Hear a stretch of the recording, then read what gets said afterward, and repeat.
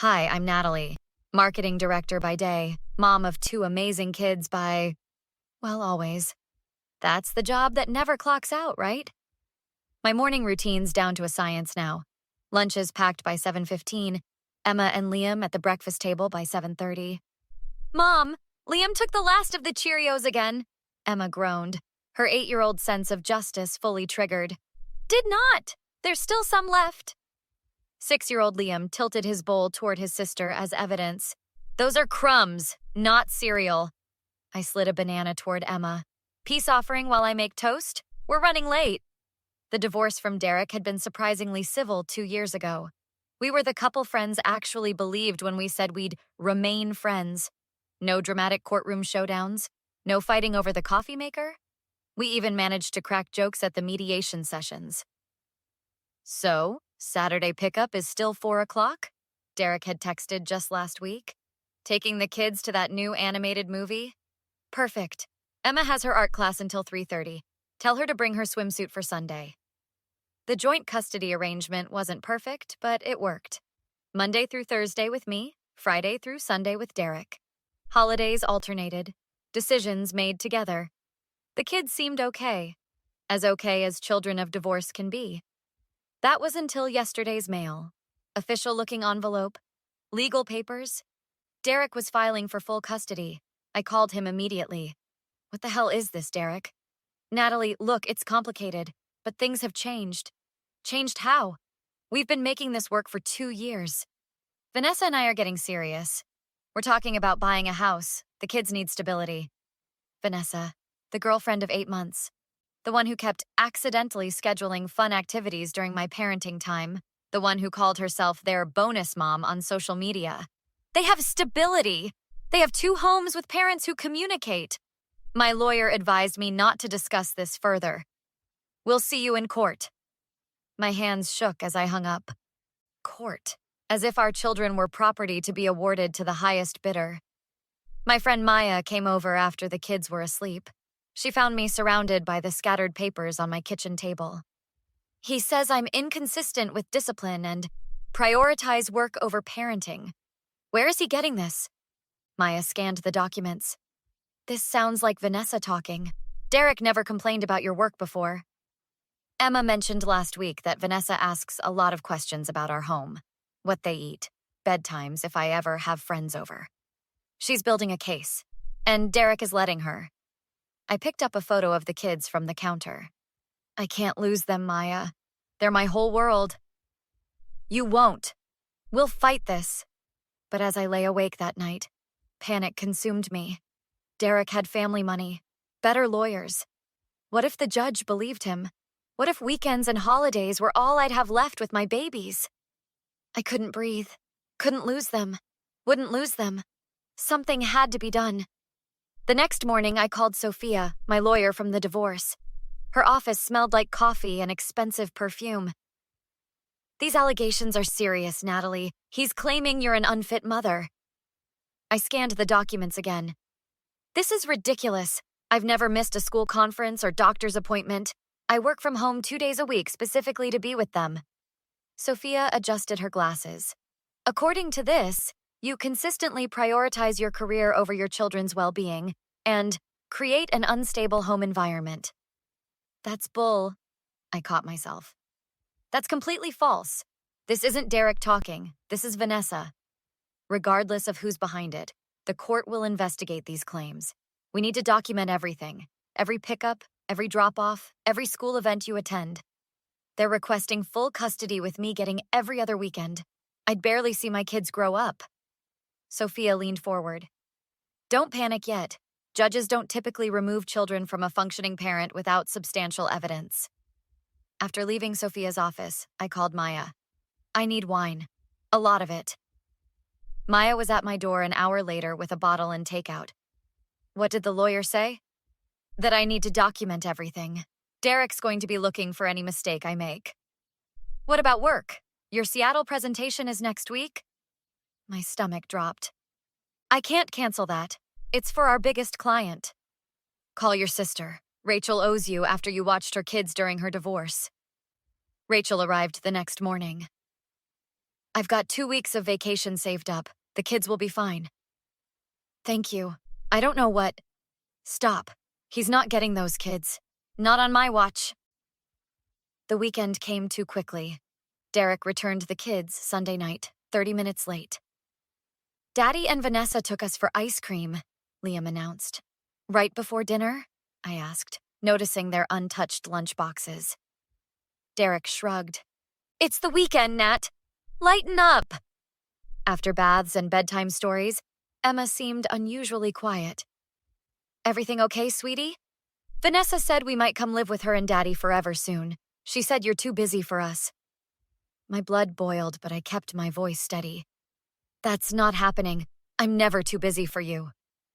Later, while charging Emma's iPad, a message notification popped up. Derek's iCloud account was still synced to it from when he'd set it up. I shouldn't look, but my fingers tapped the message app anyway. Derek. Judge Wilson assigned to our case. Vanessa's uncle played golf with him last month. Good sign, Vanessa. Perfect. Once we get full custody, child support will cover half the mortgage on that lake house. My hands trembled as I scrolled through more messages. Vanessa. Make sure to take pics when Natalie's late for pickup. I told you she'll crack under pressure. Derek. Feels wrong using the kids like this, Vanessa. Do you want that lake house or not? She can afford the child support with her fancy job. I grabbed my phone and took screenshots of everything. This wasn't about the kids' well-being. This was about money. My money. I called Sophia immediately. I have evidence. You're not going to believe what I found. Sophia spread the screenshots across her desk the next morning. This is gold, Natalie. They're literally plotting to use the kids for financial gain. Is it enough to stop him? It's damning, but we need more. These messages only show Vanessa's motivation. We need to prove Derek's fully on board. My phone buzzed. Unknown number. Natalie, it's Barbara, Derek's mother. I hadn't spoken to my ex-mother-in-law in months. Barbara, is everything okay? No, dear, it's not. Derek told us he's seeking full custody. This doesn't sound like my son. It's that woman, isn't it? I think so. He's different since meeting her. Derek was raised better than this, using his children as pawns. Her voice cracked. What can I do? Just keep your eyes open when they're at your house Sunday. Vanessa has been saying things to the kids. After hanging up, I called my friend Kelly, who worked in IT security. Those screenshots are just the tip of the iceberg, Kelly said, typing furiously on her laptop at my kitchen table. If his iCloud is still synced, I can probably recover deleted messages from the backup. Is that legal? Gray area. The account is still technically on Emma's device. I'm not hacking anything new. 3 hours later, Kelly had a folder of recovered texts going back months. Look at this one from March, she pointed. Vanessa asking about your income and calculating potential child support payments. The weekend came again. Derek was all smiles at pickup. Emma, Liam, got everything? Vanessa's making your favorite spaghetti tonight. Liam hugged me tightly. Do I have to go, Mommy? Just for the weekend, buddy. I'll see you Sunday. Derek's smile tightened. They always act like this lately. Maybe they need more consistency. Sunday night, Emma returned with a story that made my stomach turn. Vanessa said you don't come to my school plays because work is more important than me. That's not true. I've never missed a performance. She showed me pictures of empty seats and said that's where you were supposed to sit. I documented everything, just as Sophia instructed. Then I did something risky. I called Derek and recorded it. This custody battle, it's not what we agreed on when we divorced. Plans change, Nat. Is this really what you want? Or is this Vanessa's idea? Silence. Then, it's complicated. The kids are happy with our arrangement. Why mess with it? He sighed. Look, Vanessa thinks the kids need... Fine. Yes, it was her idea initially, but I agree with her now. Even about using child support for a lake house mortgage? His sharp intake of breath was audible. How did you... Courts tomorrow, Derek. Think about what you're doing to our kids. I met with Sophia one final time that evening. Our evidence file had grown thick. We're ready, she assured me. But as I tucked the kids in that night, doubt crept in. What if the judge sided with Derek anyway? What if all our evidence wasn't enough? I couldn't sleep. Tomorrow would determine everything. I checked the evidence file one last time, hands trembling. It had to be enough. It just had to be. The courtroom felt smaller than I expected. Derek sat across the aisle with Vanessa, both in outfits that screamed perfect family material. Sophia squeezed my hand as Judge Wilson entered. Derek's attorney spoke first. Your Honor, my client seeks full custody based on Miss Parker's consistent prioritization of career over children. Derek took the stand, his rehearsed speech painting me as practically neglectful. The children often mention their mother's absence. Last month, Emma had a fever of 102, and Miss Parker sent our daughter to school anyway. My jaw dropped. That never happened. And you've documented these incidents? Judge Wilson asked. Yes, Your Honor. Extensively. Sophia didn't object, just scribbled notes. When cross-examination began, she approached casually. Mr. Parker, would you say you're pursuing this custody change for the children's benefit? Absolutely. Only for them. Not for financial considerations? Of course not. This is about their welfare. And Miss Vanessa Miller shares your concern? Yes, she loves the children like her own. Sophia nodded, then turned to the judge. Your Honor, I'd like to submit evidence directly contradicting Mr. Parker's testimony.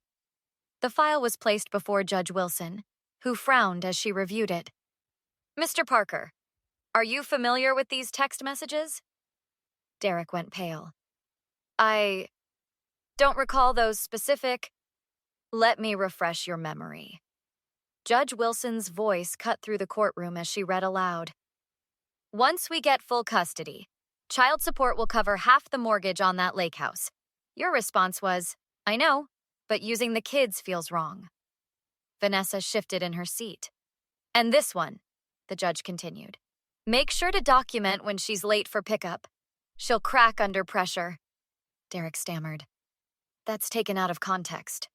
Judge Wilson pressed play on the recorded call. Derek's voice filled the room. Fine, yes, it was her idea initially. Vanessa stood suddenly. This is ridiculous. Those messages were private. Sit down, Miss Miller, Judge Wilson ordered. Vanessa grabbed her purse instead. I'm not listening to this. She stormed out, heels clicking dramatically. The judge's final ruling came swiftly. Custody will remain with Miss Parker. Mr. Parker will have supervised visitation only, pending completion of parenting classes. 3 months later, Emma and Liam were thriving. Barbara called regularly, apologizing for her son's behavior. The kids miss their grandmother, not their dad, I assured her. You're welcome anytime. Maya and Rachel helped organize a freedom party when the final paperwork came through. Have you heard from Derek? Maya asked. His mother says Vanessa left once the lake house dream died. He's living in a studio apartment now. Karma's a... Rachel caught herself, glancing at the kids playing nearby. Well, you know. Last week, Derek called, his voice hollow. Can I see them? Properly, I mean, following the court's rules? That's up to them. I won't force it. I messed up, Nat. Yes, you did. I'm sorry. I watched Emma helping Liam with his homework. Sorry doesn't fix everything, Derek, but it's a start. I hung up, not yet ready to forgive, but finally feeling the weight lift. My kids were safe, my home was secure, and the truth had set us all free. Well, except for Derek and Vanessa. That's the thing about toxic people. Eventually, they poison themselves too. That's the end of Natalie's story. What would you do if you were in Natalie's position at the end? Would you give Derek another chance with the children after what he did? Or is some trust permanently broken when someone uses their own kids as pawns for financial gain? Share your thoughts in the comments. If you enjoyed this revenge story about standing up to toxic people, hit that like button and subscribe for more stories that show what happens when manipulation meets justice. New videos every day.